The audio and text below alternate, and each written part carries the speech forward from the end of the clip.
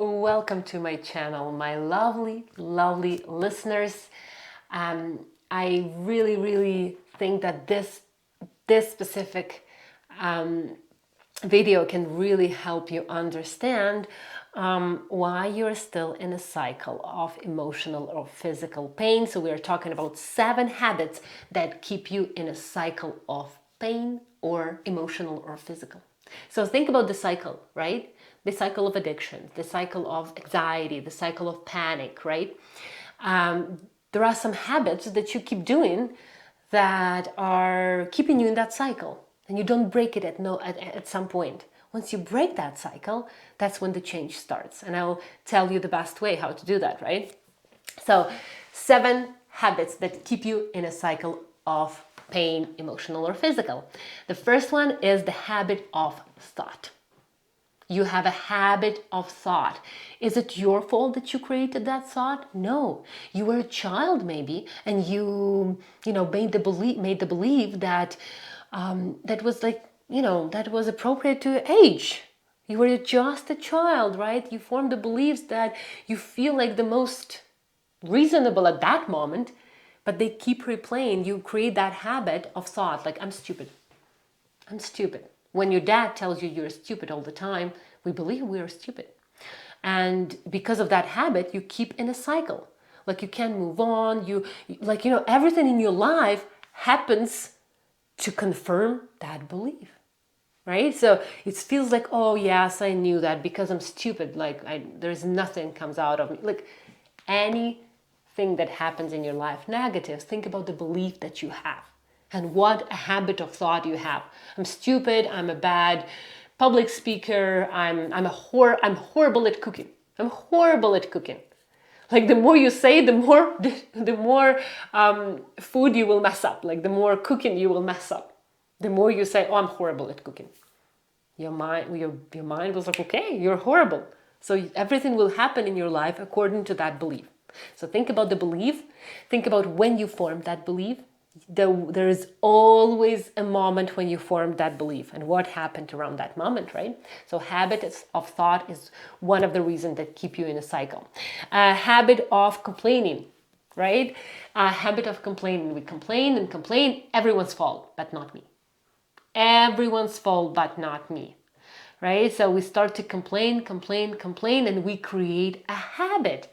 Just like you do with a muscle, just like you do with driving habit, or when you learn a skill, you learn a skill of complaining. But the best way is no matter when you did that, it's in your power to change that, to stop complaining and find the resources within yourself. So this is the second reason. Third reason is third habit is the habit of victimizing. So starting to victimize yourself. I'm a victim, I'm a victim, I'm a victim, right? So I cannot. And when you say that and when you believe in that, right? When you are an adult, of course, when we are children, I don't talk about children, I talk about independent adults.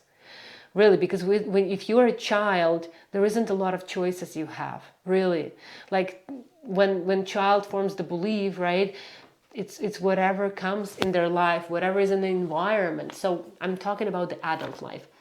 You have this victimizing. I'm a victim, right? So, and you create your life around that habit of victimizing yourself. Number 4, ignorance. A habit of being ignorant, right? So pushing away any belief that it's in your power to heal. You have all the resources to find the answers to your mental struggles and physical struggles. Like you're like pushing that away. No, I don't want to know that. You're suppressing, repressing the feelings and put them for later. You don't put them for later. You just want them to disappear magically, but they don't. So like ignorance, being ignorant. Yeah. My body's talking to me, but I don't want to hear that. But the more you do that, the more you develop the habit, just like any other habit. So habit of being ignorant. Number 5, habit of wanting to have control. So usually control issues, right? And I've talked about it on my Instagram in my life, so you can rewatch that as well, because I will be talking more about physical symptoms from like controlling issues, right? It's really interesting to listen and to find out about that more. But definitely when we have this habit that we always need to control things, right? That will keep us in a cycle of anxiety or panic or or self-sabotage, or like your ego is going to play out so loud that it will be hard for you to resolve anything, to make any decisions in your life. So a habit of wanting to have control will keep you in a cycle of emotional and physical pain. Another habit is a habit of self-blame, right? So we sometimes blame ourselves all the time. This is what I thought about that first belief in the first habit, right?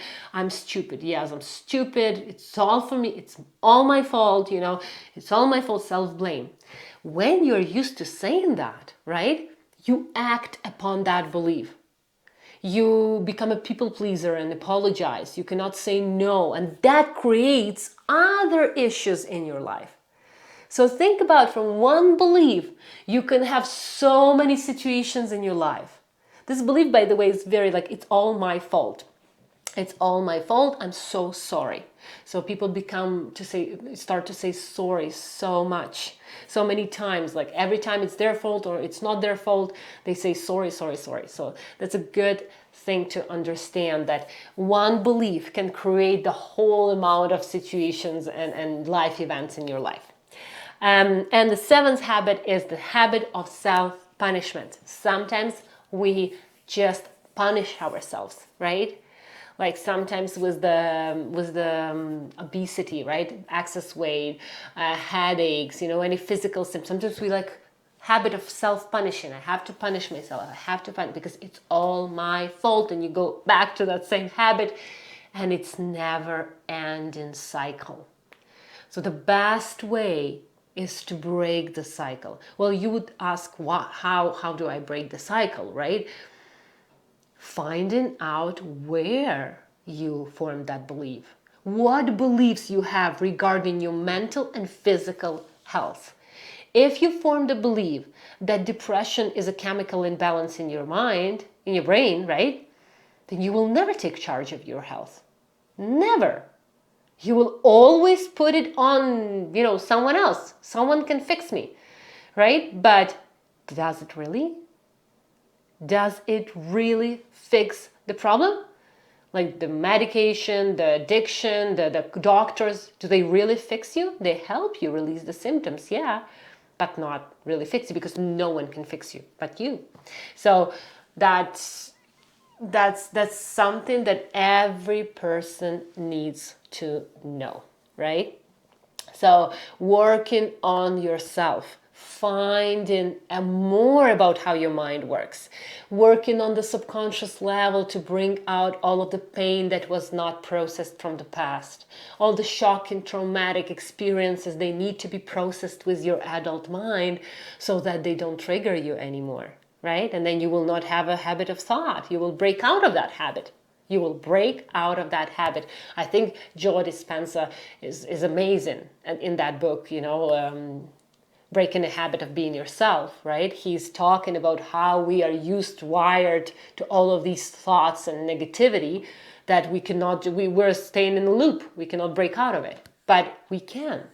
It's just you don't know how, you don't know what to do for it, right? But once you start to research, once you start to do the inner work, that's when you start to change. So I hope this was valuable. Take the insights, think about what your thoughts in your mind that you usually tell to yourself. Think about if you're complaining to yourself or to others, right? Write that down. Write every habit of thought, habit of complaining, habit of controlling, habit of like being ignorant, habit of self-blame. Find those. If you have them, that's what you need to work on. And for me, that's everything. If you need my help to find that habit of thought, then I'll be happy to help you. I wish you all the best. Bye.